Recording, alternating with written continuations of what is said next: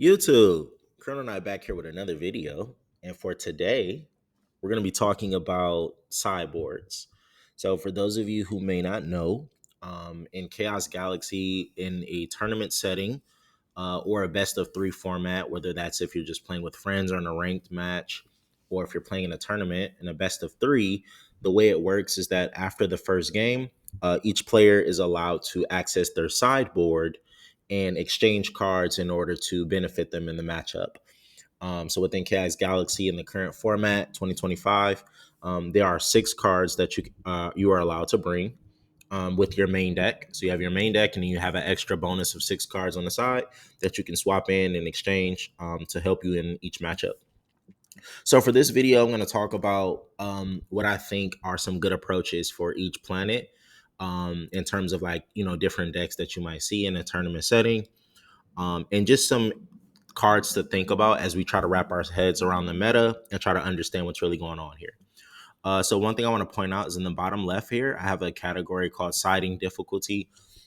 This is how hard it is to properly side against this deck, whether it's there aren't really good cards available, or the cards that are available would really throw off your strategy, or take up a lot of deck space. So without further ado, let's go ahead and jump right in. So first off, I have Gaios here. And so one very high impact card against Gaios for my existence in playing this game has been Super Flooper. So Super Flooper says if your opponent has a zoned creature, you can free play this card by killing a zoned Gaios creature. Free play it from the hand. 8 stars, 400 power. But the thing that's crazy about this card is that you can use your opponent's Gaios creatures as cost. So even if I'm not running a Gaios deck, I can have Super Flooper in my hand. And if they have a Gaios creature, I could just instantly kill it. And now I have a big body on board as well. The different thing about the current format, though, is that Super Flooper has been limited to one copy. So whereas most people would just put 2 copies of Flooper in their sideboard and basically not worry much about the Gaios matchup, now with it being at 1 copy, I think that is pretty impactful and sheds a lot of light and allows the Gaios planet main people to have some comeback potential there. As far as decent impact, I thought that something like terramorphing could be kind of interesting, especially for people running things like Xemius, or if you're just running a deck where you don't necessarily rely so strongly on your planet. And I threw this in there because the Gaios planet relies, the synergy of the deck relies very heavily on the planet itself. And so if you're able to just swap planets with your opponent, you can get a lot of advantage that way and kind of throw off their strategy. Obviously at a cost of taking up your own zone and maybe hindering your own strategy, but which is why I put it in decent impact. As far as low impact, I did add Super Bouncy Trampoline and Seal of Eternity. These are cards where it's like if they're in your main deck, that's cool. You can get a little bit of value out of them. However, I would not recommend you like specifically side these cards hoping to have a really good matchup against Gaios. So for Trampoline, you really only have a couple of targets in the forms of Super Flooper and maybe Seed Blaster. But a lot of Gaios decks right now at the core are not really running Seed Blaster as one of their main engine pieces.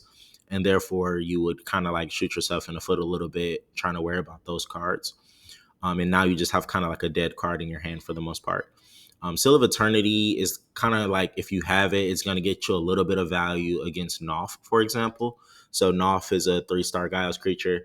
A lot of Gaios players will sacrifice Noth using the planet to search for another 3-star creature, and then Noth will free play itself back, and then you can hit it with Seal of Eternity, but that's very low impact as you're only really hitting one of their small creatures. So overall, I give Gaios a rating of 3 out of 5 in terms of how difficult it is to side against. Next up, I have Shias, and Shias is by far the hardest planet, in my opinion, to side against. There is no particular card, to my knowledge, that just directly counters Shias at the moment. What used to happen in the past is that because Shias has such a strong draw engine connected to its planet, that people would run Monument to Creation, which actually was not even a direct counter to Shias. What it did was just allowed you to, keep up with the pace of Shias. And so if they're drawing cards, you could play Monument, and now you draw two when they draw one, and it just kind of keeps you on pace. And you just really hope that your deck has enough firepower for, a long game shootout against Shias. One card that did come to mind though for the current format is Burning Damocloid.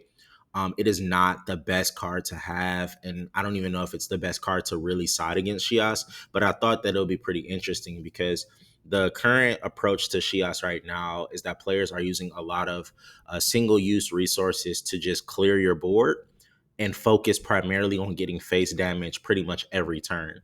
So things such as Time Flash Portal, Abandonment, a Galaxy Crash, um, Space Pit, like all of these different single use resources are used to try to just, pick at your board and blow it up so that they can focus on getting that really high damage, which is what Shiasa is known for. So Burning Damocloid costs you 4 stars, but it could shut down one of their resources and kind of slow down the progression of their game plan. The thing that I did notice about Shias in the current format is that it does not do well in the late game. And so generally your approach is trying to like slow the game down as much as possible. And Burning Damon Club could be one way to do that. So, but yeah, still overall very difficult to side against Shias right now. And curious to see how the deck evolves with people picking up more strategies.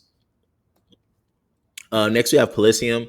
Polysium has a 1 star rating as it is just it's had a target on its back for a very long time, and it was really just only a matter of time before it just got to this point where like people are just respecting the deck so much that they just already naturally have counters built into their deck. So for example, like KO has found a lot of deck space now with the new ban list, because certain cards have already been banned, and so your choices of cards have kind of expanded. And KO just gets you so much value, like just being able to drop a card from 430 health down to 0 instantly. And so you're using like a 1 star Thorngaborg, for example, to kill a 8 star or plus giant creature is just insane.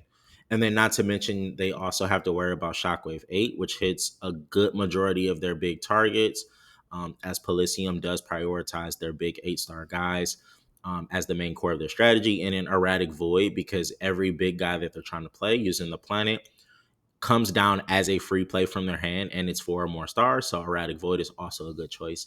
So as you can see, there's just like high impact cards, and these are cards that you might already have in your main deck. Like a lot of people already have 2KO.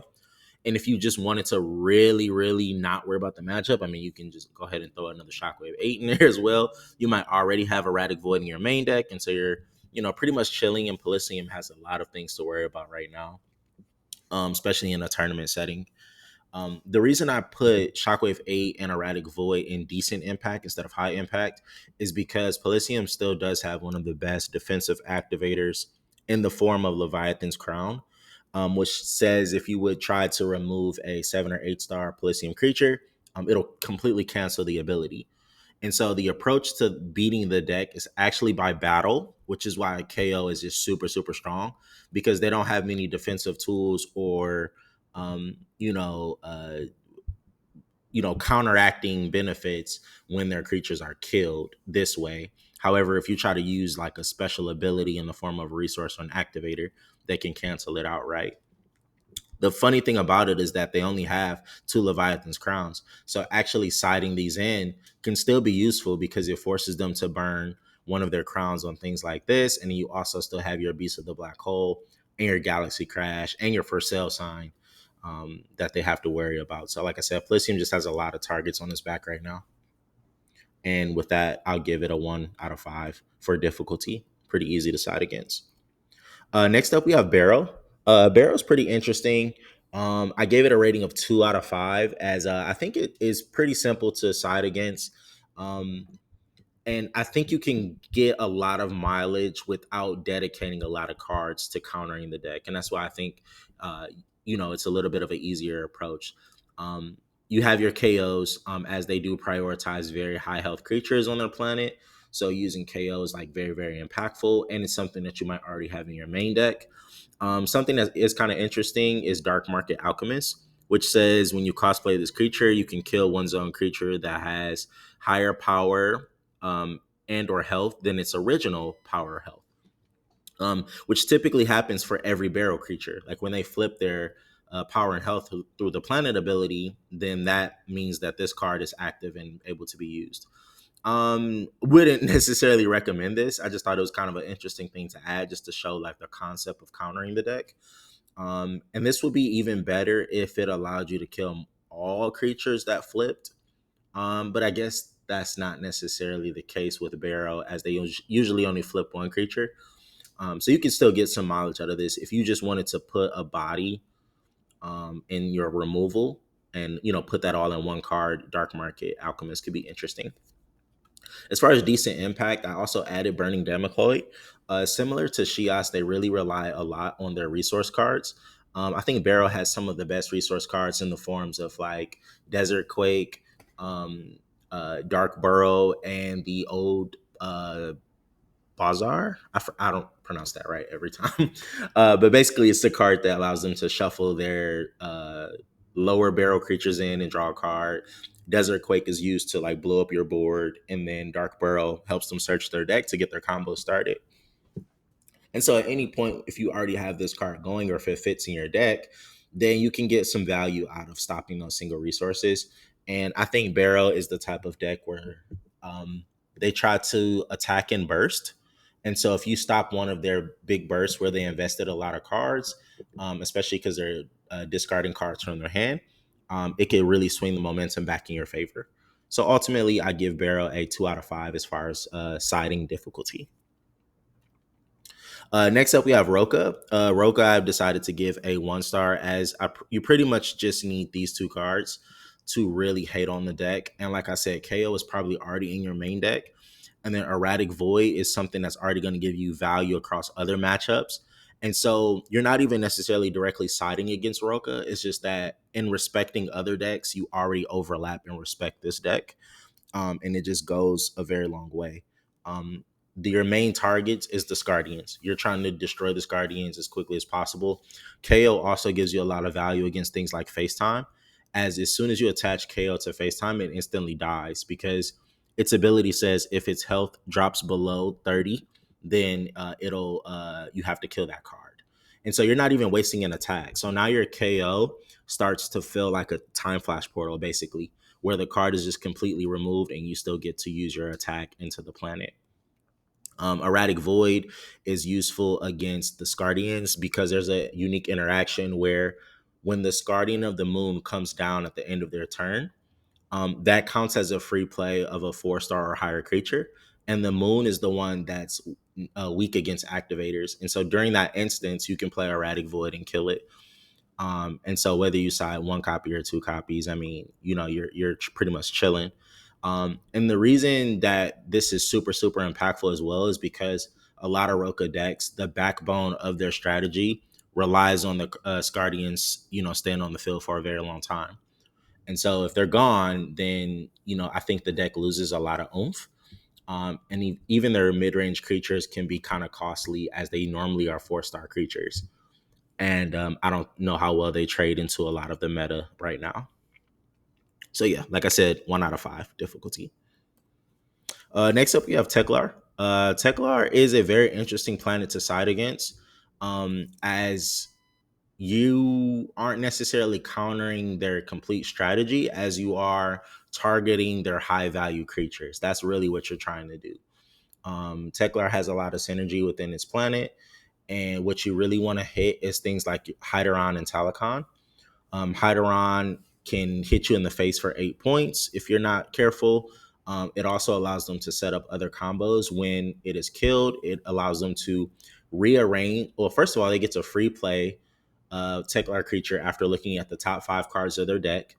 And then the remaining 4 cards they can place back on their deck in whatever order they choose. And so that could set you up for like 2 or 3 turns of like low value because they can get a big body. Normally it's Talakon. And then they can also set you up. They might put their activators on the top, or they might put another Teklar creature on the top, and just try to roll you over that way. So with that being said, I think a good high impact thing, and this is just if your deck already has it, I don't necessarily think you want to dedicate sideboard space, as you only have 6 cards available for this. However, I just want to put this on your radar that this combination of Time Flash Portal and Guster is extremely impactful against this deck, particularly because their highest value cards that are supposed to be sticky rely on their on death abilities.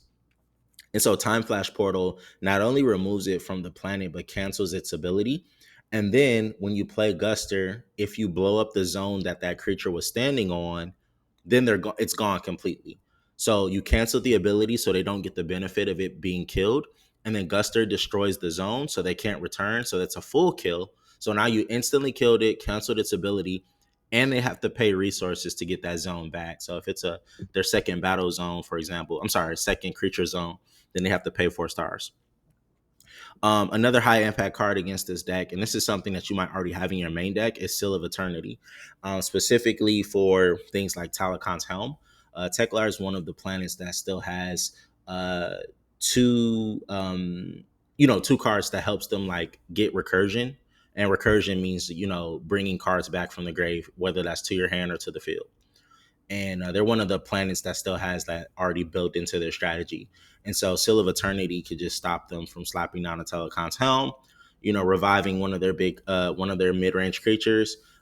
It also can hit the Talakon revive ability. So if you kill Talakon by battle or some other means, and they flip over a Teklar creature from the top of their deck, you can use Seal of Eternity to cancel Talakon reviving back onto the field. Then something else I thought was kind of interesting is Erratic Void. As Erratic Void can also hit the Talakon's Helm targets because most of them are 4-star or higher.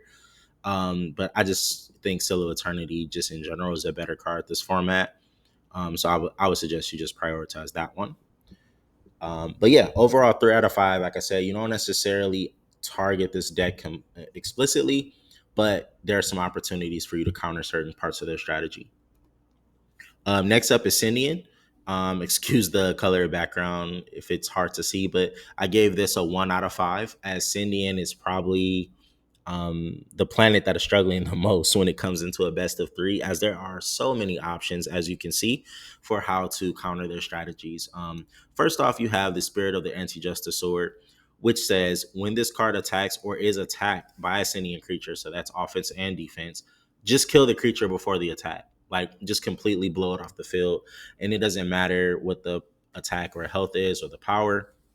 It just automatically is destroyed. And I think that is just completely devastating. I mean, you have to respect this 3-star creature that can just be slapped into a person's sideboard. And also, if you're going against a Sindel deck, most of them just already have it as a good generic card in their deck. And so, yeah, that just is super high impact. And another thing I added was Black Hole Blocker, I think, which is really good against Syndian, particularly as they're the planet that has the most board wiping resources, if that makes sense, like the highest impact, because they can run Galaxy Crash and 2 Divine Doom. So Divine Doom says sacrifice a Syndian creature from your hand and just blow up every creature on your opponent's board. And so if you have 2 creatures or even 3 creatures, it's just going to wipe you off the board. And so maybe you want to consider a Black Hole Blocker. Maybe you already have one in your main deck and you might want to side a second one if you are struggling against this matchup in particular. So if you don't run the sword, or if you don't have, that type of impact, then maybe you want to play a little bit more on the defensive side and have Black Hole Blocker to just help your boards stay up so that you can keep trading well into their creatures. Another thing to consider here is Shape Knight Scorn. Now, this card used to be what I would consider in the high impact. However, it did drop to decent impact for a couple of different reasons. One is the fact that the Shape Knights in general have been Artorias has been banned. I believe Scorn has been limited to 1, so you only have 1 copy, even if you do put it in your side deck. But also because there are less Shape Knights in general, there are less Shape Knight targets to hit from your opponent. And so Shape Knight Scorn is impactful when they have at least 1 Shape Knight up on their board alongside another creature. But a lot of the boards that you're going to interact with now from Syndian normally aren't even Shape Knights. Like, it's usually stuff like Stalius, Young Galleon, Zenshi, um, Spear, Tonics. Like these are cards that, excuse me, are not even Shape Knights. And so you're not getting as much value as you used to out of this card. So, you know, if you want to play it, you still can, because at least you get a body out of it, which is really nice, and it can hit for 2 points.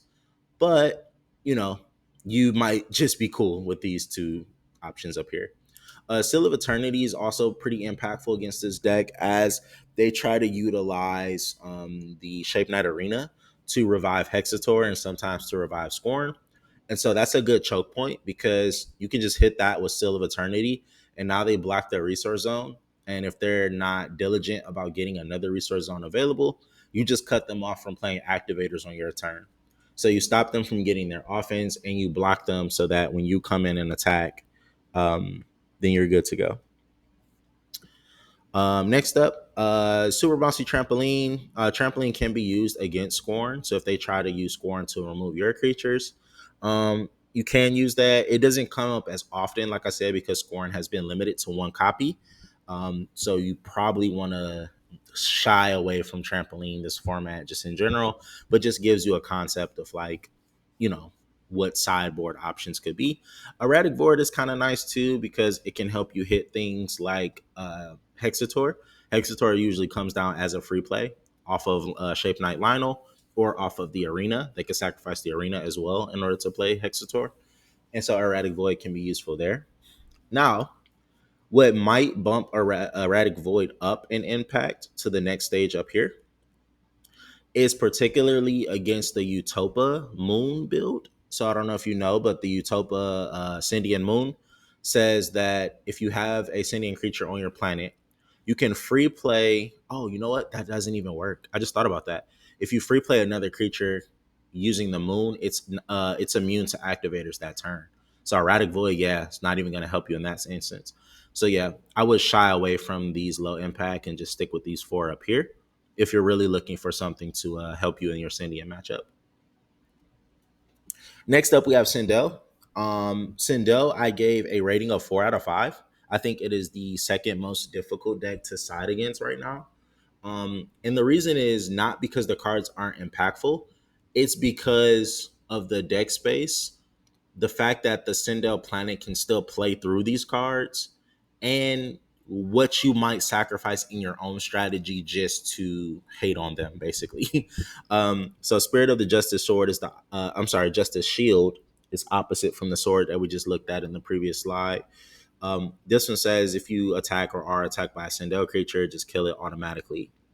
The difference between this card and the sword is that Sindel can free play that using gas as part of their combo. So it fits in well, and it's like a cheap thing that they can keep bringing back over and over and over again. Whereas, to my knowledge, there is no like looping of the Justice Shield. And so you might play it and, kill one impactful creature, but then that's about it. And then you're spending a lot of resources trying to bring it back. And a good Sindel player already has cards in their deck that can just kill this that are not Sindel. So, like, oh, you're playing the Justice Shield. Most of the Sindel builds already play like Forces of Justice type of stuff or Soul Shroom. And so they're like, oh, I'll just use a creature from another planet to kill that. And then I'll go back to my Sindel strategy. And then you're just kind of sitting there like, well, that didn't work out as well as I thought it would. However, something that I think is extremely impactful against Sindel is Seal of Eternity. So we see this card yet again, which I think is really good this format. Seal of Eternity can hit Sindel at a very interesting choke point. Whether it's Bone Ladder, Forces of Justice, Soul Shroom, or when they play Skelligas and they try to search for a creature from the grave. Those are like 4 or 5 different key choke points that you can really, really just hit them and slow them down completely. Stopping a Bone Ladder at the right time can really swing things back into your favor. Stopping Forces of Justice from allowing them to get things like Guster or Zamrazed could really help you out as well. So you can get a lot of mileage out of this card, especially if you have it at 2 copies. Not that I recommend 2 copies, but just something to think about. Another thing that's kind of impactful is Space Pit. When Skelligas used to be limited to 1, this was way more impactful. But now, because Skelligas is at 2 copies and the deck itself is way more consistent in general with things like Bond Beak and Universe Boundary, this card doesn't, you know, is not as effective as it used to be. But shuffling a Skelligas at the right time can slow them down, as they have to spend time either getting it back into the grave, searching for the other copy, or if you do it at the right time, it might remove them from having enough bone ladder targets. So if they only have like 3 or 4 in deck, I'm sorry, 3 or 4 killed, and you use Space Pit, they have to find another Sindel creature to be killed in order to have Bone Ladder be available. The thing is, though, that like I said, most Sindel players know how to play through that, so it's not as impactful. Erratic Void as an honorable mention here, because when they play Skelligas, the main target is usually Skella Queen, which is a 6-star, and so you can hit them at that point. However, I would just say, why let them even get Skelligas up? Or if they have a 3/3 board, they will go gas, gas, queen. And so why would you let them get 2 Skelligas when you can hit them earlier in the combo using Seal of Eternity? So just something to think about there. So overall, I'll give it a 4 out of 5. Very difficult to side against. Last but not least, I wanted to talk about Xemius, as well as just any multi-planets in general. Honestly, I think they're some of the easiest decks to side against, as you can just have Abandonment. Abandonment just kills all zone creatures that come from different planets. And so if you have a good strategy that relies on one particular planet, you're not mixing a lot of your creatures up. And even if you are, most of the time your board is cleared when you want to play this card. And so you could just get basically like 2 extra Galaxy Crash type of impacts with Abandonment. Really hits Xemius really hard. Some decks that run Soul Shroom, it hits them pretty hard too, as they try to mix in other planets. And so yeah, you're just gonna get a lot of mileage out of that. Some decks right now are actually even having one copy of Abandonment already in their main deck. I don't know if that was just because of the Galaxy Madness best of one format, or if people are actually seeing that it is valuable to just have in your deck, as a potential to just clear some pesky creatures that might not come from the planet. So it's still a good card in my opinion. Seal of Eternity gets you a lot of mileage too, as you can just hit Xemius or hit Soul Shrooms explicitly. Whenever they play Soul Shroom down, Seal of Eternity, boom, stops them from whatever they were trying to do. Xemius, they can only free play 1 Xemius per turn. So if you're looking for a window to get a lot of damage, you can stop that Xemius revive, and then they have to wait a whole full turn in order to try it again. And upon that time, you can try to get some good face damage. Something else to consider is Galdor's Box, as it will just steal 3 of their creatures directly from the grave. This could be very, very annoying for them, actually, because a lot of these decks spend a lot of time trying to get the right planet types into their grave. And so you just slow them down even further by just resetting them back by 3 planets. Xemius needs to get to 8 different types of planets, and so removing 3 of them really, really hurts for them. And then Soulstrom, I mean, you could just make Soulstrom not even useful by just taking their cards from the grave. Or even if you're just playing against a deck that really relies on like the graveyard in general, you could just use Galdor's Box that way. But it's not the most impactful. I think you'll just get a lot of mileage out of these 2 cards instead. But yeah, that's it for the video. That is my take on the current sideboards. Please like, comment, subscribe. Let me know how you feel about different cards and different planets in the comment section below. Let me know if there's any impactful cards that I might have missed. So something you might have come up as a really cool interaction or choke point for a particular deck. Let's talk about it down below.